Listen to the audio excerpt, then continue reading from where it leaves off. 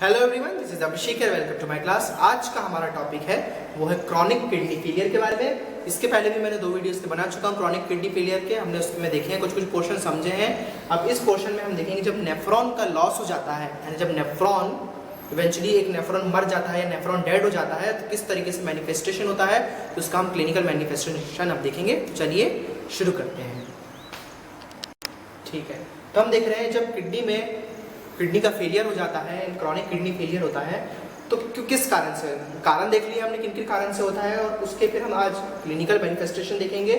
यानी कि जब उसका नेफ्रॉन का लॉस हो जाता है तो क्या क्या चीज़ें फिर होती हैं। अभी हम देख रहे थे इसके पहले कि नेफ्रॉन का लॉस किन कारणों से होता है। इनके प्रीवियस वीडियो में हमने देखा कि नेफ्रॉन का लॉस किन कारणों से होता है, यानी किस तरीके से नेफ्रॉन का लॉस होता है। अब नेफ्रॉन लॉस होने के बाद क्या होता है वो चीज़ें हम वीडियो में डिस्कस करेंगे। तो जब नेफ्रॉन यानी लॉस ऑफ नेफ्रॉन लॉस हो जाता है तो यहाँ पे मैंने 2 नेफ्रॉन के ऐसे जनरल स्ट्रक्चर बनाए आपको समझ पाने के लिए। ये एक नेफ्रॉन है और ये एक नेफ्रॉन है। ठीक है, एक नेफ्रॉन है आपका लॉस ऑफ नेफ्रॉन, यानी ये नेफ्रॉन खत्म हो चुका है। यहाँ पे अब क्या हो रहा है, ये काम नहीं कर रहा है, इसकी फंक्शन नहीं कर रहा है, यानी जो ब्लड आ रहा है, ब्लड सर्कुलेशन जो हो रहा है, ब्लड का जाना इधर नहीं हो रहा है। यहाँ पर क्या नहीं हो रहा है, ब्लड नहीं जा रहा है। अब क्योंकि यहाँ पे ब्लड नहीं जा रहा है, नेफ्रॉन खत्म हो गया है, तो अब दूसरा जो नेफ्रॉन है, जो फंक्शनल नेफ्रॉन है, यानी कि फंक्शनल नेफ्रॉन यानी कोई कठिन टर्म नहीं बता दिया हूँ मैंने आपको। फंक्शनल नेफ्रॉन यानी कि अब एक नेफ्रॉन लॉस हो चुका है, अब और भी तो नेफ्रॉन्स है ना बॉडी में, 1.2 मिलियन नेफ्रॉन्स है, तो वो नेफ्रॉन जो फंक्शन अब कर रहा है, यानी चालू स्थिति में जो नेफ्रॉन है उसको बोलते हैं फंक्शनल नेफ्रॉन। तो जो फंक्शनल नेफ्रॉन है, यानी एक तो खत्म हो चुका है भाई, पर एक नेफ्रॉन जो पहले से है, एक जो नेफ्रॉन है, ये नेफ्रॉन तो खत्म हो चुका है, पर ये नेफ्रॉन जो पहले से है, इस नेफ्रॉन पे क्या बढ़ जाता है, वर्क लोड बढ़ जाता है। क्यों बढ़ जाता है, यहाँ पे तो ब्लड नहीं जा रहा है, ब्लड यहाँ पे पास नहीं हो पा रहा है क्योंकि ये खत्म हो चुका है, ये काम ही नहीं कर रहा है। पर ये नेफ्रॉन तो चालू है ना। अब यहाँ पर क्योंकि ब्लड प्रेशर बढ़ जा रहा है, ब्लड फ्लो बढ़ जा रहा है, यहाँ पे ज्यादा से ज्यादा सिक्रीशन और एब्जॉर्प्शन इस नेफ्रॉन के द्वारा हो रहा है, तो इसके होने के कारण क्या हो, इस पर बढ़ जाएगा प्रेशर फंक्शनल नेफ्रॉन पे। अब प्रेशर बढ़ जाएगा तो क्या हो जाएगा, ग्लोमेरुलर हाइपर फिल्ट्रेशन हो जाएगा, यानी जो इसका जो ग्लोमेरुलर है या ग्लोमेरुलस है, ग्लोमेरुलाई है, इसमें क्या हो जाएगा, हाइपर फिल्ट्रेशन हो जाएगा, यानी कि अब फिल्टर ज्यादा करने लग जाएगा। यानी एक नेफ्रॉन पे लोड बढ़ गया है, ये ज्यादा फिल्टर करेगा, क्योंकि क्या हो रहा है, पहले तो काम बटा हुआ था ना, काम क्या था, बटा हुआ था कि भाई ये भी कर रहा है, ये भी कर रहा है, ये भी कर रहा है। अब ये खत्म हो चुका है तो अब इस पे क्या है, इसका काम भी आ गया है, इस नेफ्रॉन का भी वर्कलोड अब इस पे आ गया है, तो ये कर रहा है जो फिल्ट्रेशन जीएफआर जो ग्लोमेरुलर फिल्ट्रेशन रेट था वो नॉर्मल चल रहा था, अब क्या हो रहा है, बढ़ जाएगा। क्यों बढ़ जाएगा, क्योंकि इस पे ज्यादा वर्कलोड आ गया है। अब इस पे वर्कलोड आने की वजह से ज्यादा ब्लड इसके ऊपर पास हो रहा है, यानी अब इसको ज्यादा से ज्यादा फिल्टर करना है चीजों को, तो क्या हो रहा है, इवेंचुअली ग्लोमेरुलर हाइपर फिल्ट्रेशन हो रहा है। अब जो ग्लोमेरुलर हाइपर फिल्ट्रेशन होता है उसकी 2 स्टेजेस होती हैं, एक होती है एक अर्ली स्टेज और एक होती है लेट स्टेज। यानी कि इसमें जो डिस्फंक्शन जब चालू हो जाता है उसकी 2 स्टेजेस होती है इसके डिस्फंक्शन होने में, एक होती है एक अर्ली स्टेज, एक होती है लेट स्टेज। तो पहले हम देखेंगे अर्ली स्टेज। अब अर्ली स्टेज में क्या होगा, जीएफआर बढ़ जाएगा क्योंकि इसका लॉस हो गया है, एक नेफ्रॉन का लॉस हो गया है और एक नेफ्रॉन पे फंक्शनल जो काम कर रहा है उस पर लोड बढ़ गया है। अब लोड बढ़ने से क्या होगा, जीएफआर बढ़ जाएगा, यानी ग्लोमेरुलर फिल्ट्रेशन रेट बढ़ जाएगा। क्यों बढ़ जाएगा, क्योंकि ज्यादा से ज्यादा ब्लड अब इसके पास आ रहा है, तो ग्लोमेरुलर फिल्ट्रेशन रेट बढ़ेगा फंक्शनल नेफ्रॉन में, तो क्या हो जाएगा, ग्लोमेरुलर स्क्लेरोसिस हो जाएगा। स्क्लेरोसिस यानी कि प्रेशर बढ़ना, प्रेशर बढ़ रहा है ना, यानी कि ब्लड प्रेशर बढ़ रहा है। प्रेशर किस तरीके से बढ़ेगा, नेफ्रॉन के ऊपर, कि ब्लड का फ्लो जो बढ़ गया था 2 चैनल्स में बढ़ने से जो ब्लड का फ्लो प्रेशर कम हो गया था, अब एक ही चैनल से जाने की वजह से वो प्रेशर दुगना हो गया है। अब ब्लड का प्रेशर बढ़ेगा तो हाइपरटेंशन होगा, हाइपरटेंशन से मैंने आपको क्या बताया था, जो सेल वॉल है रीनल आर्टरी की थिक होने लग जाएगी, ठीक होगी, मोटी होगी, और थिकनेस से क्या होगा, उसका ग्लोमेरुलर स्क्लेरोसिस होगा। ठीक है, थिकनेस से क्या होगा, ग्लोमेरुलर स्क्लेरोसिस होगा, और ग्लोमेरुलर स्क्लेरोसिस से क्या होगा, लॉस ऑफ फंक्शनल नेफ्रॉन। समझ में आ रही है बात, क्या हो रहा है, एक नेफ्रॉन भाई खत्म हो चुका है, हमारा बर्बाद हो गया है, मिट गया है, दूसरे नेफ्रॉन पर वर्कलोड बढ़ गया है। वर्कलोड किस तरीके से बढ़ा, जो प्रेशर ब्लड का डिवाइड होना था अब वो एक जगह पे आ रहा है। ब्लड प्रेशर बढ़ने से क्या हो रहा है, जो कैपिलरीज है उसकी वॉल थिक हो जाएगी, मोटी हो जाएगी। वॉल थिक होने से क्या होगा, ब्लड का आना कम हो जाएगा और प्रेशर बढ़ेगा ब्लड का, क्योंकि ब्लड का आना कम हो गया है। थिकनिंग से क्या होता है, ग्लोमेरुलर स्क्लेरोसिस होता है, और ग्लोमेरुलर स्क्लेरोसिस से क्या होगा, थिकनिंग के वजह से, इसकी वॉल थिक होने की वजह से, यानी कि इनकी वॉल थिक होने की वजह से, ये जो वॉल थिक हो गई है, ये जो वॉल जो इसकी थिक हो गई है, यहाँ से अब ब्लड बराबर नहीं जा सकता है, तो क्या होगा, अब इसका भी लॉस हो जाएगा। एक का तो हुआ ही है भाई, अब इस पे वर्कलोड बढ़ने से क्या होगा, इसका भी लॉस हो जाएगा, क्योंकि क्या हो गया है, प्रेशर बढ़ गया है। ब्लड प्रेशर बढ़ने से स्क्लेरोसिस हो जाएगा ग्लोमेरुलर में, और स्क्लेरोसिस होने से जो भाई नेफ्रॉन काम कर रहा था अब वो भी काम करना बंद कर देगा, और यही क्या होगी, ये रिपीट होगा, यही चीज रिपीट होती जाएगी। अब एक काम करना बंद किया तो दूसरे पे प्रेशर बढ़ा, अब इस पे प्रेशर बढ़ने से, स्क्लेरोसिस होने की वजह से अब क्या होगा, ये भी बंद हो जाएगा, ये भी काम करना बंद कर देगा। अब ये काम बंद करना बंद कर देगा तो एक और जो नेफ्रॉन है उस पे बढ़ जाएगा। इस तरीके से जितने भी नेफ्रॉन है उन पे वर्कलोड बढ़ बढ़ के क्या होगा, नेफ्रॉन लॉस होना चालू हो जाएगा, और तरीके से क्या होगा, किडनी फेलियर हो जाएगा, क्योंकि अगर नेफ्रॉन ही खत्म हो जाएंगे तो क्या होगा, किडनी फेलियर हो जाएगा। अब ये चीज समझ में आ गई। अब देखते हैं लेट स्टेज। लेट स्टेज में क्या होगा, इधर तो जीएफआर बढ़ रहा था, हमारा ग्लोमेरुलर फिल्ट्रेशन रेट बढ़ रहा था। लेट स्टेज में क्या होगा कि ग्लोमेरुलर फिल्ट्रेशन रेट कम हो जाएगा, जीएफआर कम हो जाएगा। जीएफआर कम होने की वजह से क्या होगा, यूरिन आउटपुट क्या हो जाएगा, कम हो जाएगा। फिल्ट्रेशन ही नहीं हो रहा है अगर, यूरिन कैसे निकलेगी बाहर, है ना।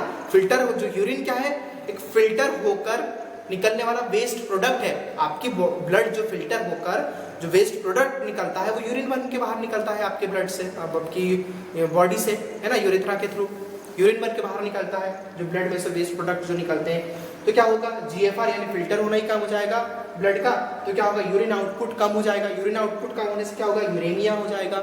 यूरेमिया क्यों हो जाएगा, क्योंकि जो यूरिया है, जो प्रोडक्ट्स हैं वो क्या होंगे, उसका बने रहेंगे अंदर, ठीक है, वो क्या होंगे, अंदर बने रहेंगे। अंदर बने रहने से क्या, यूरिया ज्यादा प्रोडक्शन होगा यूरिया का, क्योंकि यूरिन आउटपुट कम हो गया, यानी यूरिया निकलना बंद हो गया आपकी बॉडी से, कम हो गया यूरिया का पास होना यूरिन के थ्रू कम हो गया है। तो यूरिया कम होने की यूरिया बने रहेगा, और क्या होगा, आपका नेफ्रॉन डैमेज होने लग जाएंगे, उससे यूरीमिया हो जाएगा। अब इन सारी चीजों का क्या देखेंगे हम, क्लिनिकल मैनिफेस्टेशन देखेंगे कि ये चीजें होने से, नेफ्रॉन के लॉस होने से इसका क्लिनिकल मैनिफेस्टेशन क्या है, ठीक है। अब क्लिनिकल मैनिफेस्टेशन में हम देखेंगे, सबसे पहले देखेंगे हम सोडियम और ऑक्सीजन का बैलेंस। जब सोडियम और ऑक्सीजन का बैलेंस बिगड़ जाता है तो क्या होता है, जीएफआर कम हो जाता है। जीएफआर यानी ग्लोमेरुलर फिल्ट्रेशन रेट कम हो जाता है। अब जैसे ही जीएफआर कम हो जाएगा तो क्या हो जाएगा, सोडियम का लेवल बढ़ जाएगा। क्यों, क्योंकि फिल्ट्रेशन ही कम हो गया है, तो जो एब्जॉर्प्शन है सोडियम का वो ज्यादा हो जाएगा, क्योंकि फिल्टर होकर सोडियम नहीं निकल रहा है ना। अब सोडियम का लेवल बढ़ने से, और सोडियम और H2O रिटेंशन यानी ब्लड पानी का, यानी आपका वाटर का H2O बना रहेगा, सोडियम बना रहेगा उसमें, आपके ग्लोमेरुलस में, है ना। अब ये दोनों चीजें जब बनी रहेगी तो क्या होगा, बीपी बढ़ जाएगा, आपका बीपी बढ़ जाएगा, है ना, ब्लड प्रेशर बढ़ जाएगा। ब्लड प्रेशर बढ़ने से क्या होगा, फिर पेरिफेरल एडिमा होगा। पेरिफेरल एडिमा यानी कि स्वॉलिंग ऑफ लोअर लिम्स, यानी कि जब पेरिफेरल एडिमा में क्या होता है, जो आपके नीचे के जो अंग रहते हैं, लोअर लिम्स रहते हैं यानी पैर, इनमें स्वेलिंग्स आ जाती है, ये फूल जाते हैं। क्यों फूल जाते हैं, क्योंकि सोडियम का लेवल बढ़ गया है, वाटर का लेवल बढ़ गया है। अब ये दोनों चीज बढ़ने से क्या होगा, जब सोडियम बढ़ जाता है तो क्या बढ़ जाता है, सोडियम का काम क्या रहता है, बीपी का मेंटेनेंस का काम रहता है, सोडियम के द्वारा ही होता है। सोडियम बढ़ गया यानी आपका ब्लड प्रेशर बढ़ गया। बीपी किसके द्वारा बढ़ता है, सोडियम के द्वारा ही बढ़ता है ना। अब बीपी बढ़ गया सोडियम के द्वारा, और बीपी बढ़ने से क्या होगा, अंदर लोअर लिम्स में क्या होगा, पेरिफेरल एडिमा हो जाएगा, यानी लोअर लिम्स में स्वेलिंग आ जाएगी, नीचे वाले अंगों में स्वेलिंग हो जाएगी। इसके कारण क्या होगा, जब ये सब चीजें होंगी तो लॉस ऑफ एपिटाइट, यानी आपका जो खाना है, जो खाने का जो आप अमाउंट खाते हो, डेली का जो आहार है वो आपका लेना कम हो जाएगा, एपिटाइट की लॉस हो जाएगा, और क्या होगा, वॉमिटिंग होगी और डायरिया, इस तरीके की चीजें हो जाएगी, है ना। अब भाई एपिटाइट लॉस हो गया है, यानी आपने खाना कम कर दिया है, तो वैसे न्यूट्रिशन कम जा रहे हैं आपकी बॉडी में, वाटर आपकी बॉडी से निकल नहीं पा रहा है, और आप खाना नहीं खा रहे हो तो वैसे ही वाटर का लेवल कम हो गया है, और ऊपर से वॉमिटिंग और डायरिया से क्या हो रहा है, जितना आप खा रहे हो उतना भी निकल जा रहा है है ना, उल्टी के द्वारा निकल जा रहा है, या तो डायरिया के द्वारा निकल जा रहा है। इस तरीके से क्या होगा, बॉडी की वीकनेस होगी और इस तरीके से क्या होगा, किडनी का क्या होगा, फेलियर हो जाएगी, किडनी क्रॉनिक लॉस हो जाएगा। ठीक है, क्रॉनिक क्या है, क्रॉनिक किडनी फेलियर हो जाता है इस तरीके से। अब ये चीज हो गई, अब इधर आ जाओ। ठीक है, अब इधर क्या होगा, पोटेशियम बैलेंस बिगड़ेगा। अब जब पोटेशियम बैलेंस बिगड़ता है तो क्या होता है, जीएफआर कम हो जाएगा। ठीक है, जीएफआर कम हो गया तो पोटेशियम क्या हो जाएगा, बढ़ जाएगा। ठीक है, क्योंकि क्या हो रहा है, जो ग्लोमेरुलर फिल्ट्रेशन जो हो रहा है, यानी ग्लोमेरुलर जो फिल्ट्रेट कर रहा है, चीजें फिल्टर कर रहा है, उसके बढ़ने और घटने से क्या हो रहा है, चीजों का एब्जॉर्प्शन और एक्सक्रीशन होता है। ठीक है, अगर वो उसका जो फिल्टर करना कम कर देगा तो सोडियम का क्या एक्सक्रीशन नहीं होगा और सोडियम ज्यादा से ज्यादा एब्जॉर्ब होगा। फिल्टर करना कम कर देगा तो पोटेशियम का एक्सक्रीशन नहीं होगा, पोटेशियम नहीं निकलेगा, तो क्या होगा, पोटेशियम लेवल बढ़ जाएगा आपकी बॉडी में, और पोटेशियम लेवल बढ़ जाएगा तो क्या होगा, हाइपरकैलेमिया हो जाएगा, जिसको बोलते हैं पोटेशियम का लेवल बढ़ जाना।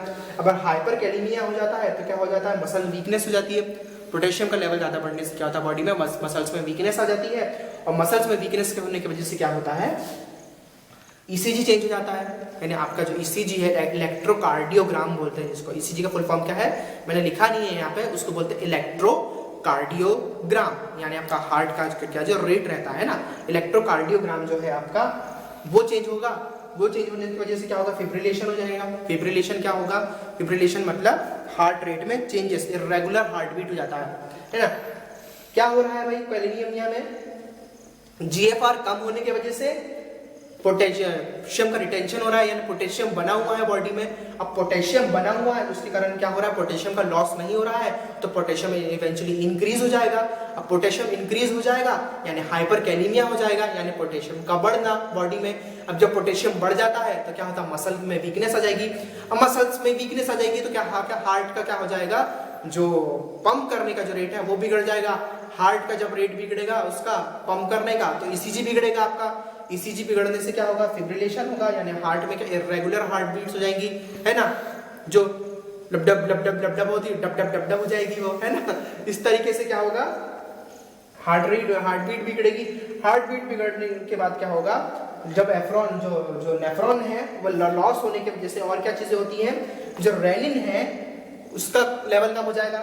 रेनिन क्या करता है, आपका बीपी मेंटेन करता है, ब्लड प्रेशर मेंटेन करता है रेनिन। रेनिन के कम होने की वजह से क्या होगा, एल्डोस्टेरोन कम हो जाएगा, और एल्डोस्टेरोन के कम होने की वजह से क्या होगा, जो डिस्टल पार्ट रहता है, डिस्टल कॉर्नर ट्यूब्यूल वाला पार्ट है, जहाँ पे सोडियम पोटेशियम और पूरा जो पार्ट है आपका, जहाँ पे रीएब्सॉर्प्शन और सीक्रेशन हो रहा है, वो जो पंप है उसका वो वर्क नहीं करेगा। ठीक है, मैंने आपको प्रीवियस वीडियो में बताया था ना कि किस तरीके से भाई सोडियम बाहर जाता है, सोडियम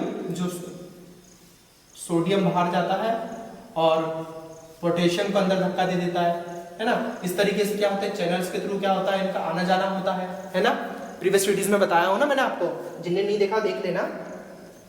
इस तरीके से क्या होता है, चीजें आना जाना करती है। और डिस्टल पार्ट क्या रहता है, परमिएबल इम्परमिएबल रहता है। डिस्टल जो पार्ट रहता है, जिसका लास्ट वाला पोर्शन रहता है, कलेक्टिंग जो प्रिंसिपल जो सेल रहती है, उसमें क्या होता है, इम्परमिएबल रहता है। तो जो एल्डोस्टेरोन क्या करता है, जो एड्रेनल के द्वारा सीक्रेट होता है, वो क्या करता है, सेल लेयर को क्या कर देता है, परमिएबल करता है। जो इम्परमिएबल है, परमिएबल करने से क्या होता है, जो पोटेशियम सोडियम का क्या होता है, ट्रांसफर होने लग जाता है, आना जाना होने लग जाता है। और सोडियम पोटेशियम आने जाने से क्या होता है, फिर आपकी बॉडी में जो कम हो रहा है बैलेंस, उसको मेंटेन होता है बैलेंस। अब क्या हो रहा है यहाँ पर, क्योंकि नेफ्रॉन का लॉस हो गया है, नेफ्रॉन के लॉस होने की वजह से क्या हो रहा है, रेनिन का प्रोडक्शन कम हो गया है। रेनिन कम हो गया है, रेनिन कम होने से एल्डोस्टेरोन कम हो गया है। एल्डोस्टेरोन कम होने से क्या हो गया, सोडियम पोटेशियम पंप जो कर रहा है इधर उधर, वो कम हो गया है। उसके कम होने की वजह से क्या हो रहा है, आपके बॉडी में इसका बैलेंस कम हो जा रहा है। ठीक है, तो क्या हो रहा है, पोटेशियम का बैलेंस कम हो जा रहा है, लो पोटेशियम बढ़ जा रहा है, सोडियम बढ़ जा रहा है। इस तरीके से क्या हो रहा है, आपकी चीजें बैलेंस बिगड़ रहा है। अब इधर आ जाओ, इधर क्या हो रहा है, अब तो एक हमने देख लिया सोडियम और वाटर का बैलेंस बिगड़ना, पोटेशियम का बैलेंस बिगड़ना। अब हम देखेंगे मेटाबॉलिक एसिडोसिस। मेटाबॉलिक एसिडोसिस में क्या होगा, मैंने आपको बता चुका था कि ऑक्सीजन आता है सिक्रीट होकर ट्यूबुलर में, सिक्रीट होने की वजह से क्या होता है, वाटर के साथ वो ऐड होता है। वाटर के साथ ऐड होने की वजह से क्या होता है, वो कार्बोनिक एनहाइड्रेट्स के प्रेजेंट में जब वो ऐड होता है तो एक कंपाउंड बनता है जिसको बोलते हैं बाइकार्बोनिक एसिड। बाइकार्बोनिक एसिड स्प्लिट होता है दो में, एक होता है प्रोटॉन्स में और एक होता है आपका बाइकार्बोनेट में, ठीक है। इस तरीके से दोनों अलग अलग होते हैं। अब अलग अलग होने के बाद क्या होता है, एसिडोसिस में ये सब चीजें होती है ना, जिसमें क्या होता है प्रोटॉन्स का लेवल बढ़ जाता है और बाइकार्बोनेट का लेवल कम हो जाता है। बाइकार्बोनेट का लेवल कम होने की वजह से क्या होता है, आपका बीपी कम हो जाता है, क्योंकि बाइकार्बोनेट क्या करता है, वापस एब्जॉर्ब होकर आपका पीएच का और बीपी का बैलेंस करता है। अब एसिडोसिस में क्या होता है, ये सब चीजें कम हो गई हैं और ये सब चीजें कम होने की वजह से क्या होता है, जो एब्जॉर्प्शन है कार्बन जो बाइकार्बोनेट का और प्रोटॉन्स का और आपका ऑक्सीजन का, वो कम होने की वजह से क्या होता है, बोन का डीकैल्सिफिकेशन हो जाएगा, यानी बोन में से कैल्शियम का रिमूवल हो जाता है, डीकैल्सिफिकेशन हो जाता है। अब एक और फोर्थ पॉइंट है मिनरल बैलेंस। मिनरल बैलेंस में क्या होगा, कैल्सिटेरॉल जो है, कैल्सिटेरॉल नाम का जो हार्मोन है वो कम हो जाता है, ठीक है। कैल्सिटेरॉल कम होने की वजह से क्या होता है, जब कैल्सिटेरॉल कम हो जाएगा तो क्या हो जाएगा, इवेंचुअली कैल्शियम का लेवल भी कम हो जाएगा। क्या हो रहा है, कैल्सिटेरॉल कम हो रहा है, कैल्सिटेरॉल के कम होने से कैल्शियम का लेवल कम हो जा रहा है। कैल्शियम का रीएब्जॉर्प्शन जो हो रहा है आपके नेफ्रॉन के द्वारा, कैल्शियम का रीएब्जॉर्प्शन कम हो रहा है और कैल्शियम के रीएब्जॉर्प्शन के कम होने की वजह से कहां कम हो रहा है, गैस्ट्रो इंटेस्टिनल ट्रैक्ट से, जीआईटी से एब्जॉर्ब नहीं हो पा रहा है कैल्शियम, और ना ही किडनी में नेफ्रॉन्स के द्वारा रीएब्जॉर्ब हो पा रहा है कैल्शियम। अब भाई यहाँ पे कैल्शियम कम होने की वजह से क्या हो रहा है, लेवल कम होने की वजह से ये क्या होगा, ये स्टिमुलेट करेगा आपका पैराथायराइड हार्मोन को। पैराथायराइड हार्मोन क्या करता है, कैल्शियम का प्रोडक्शन करता है।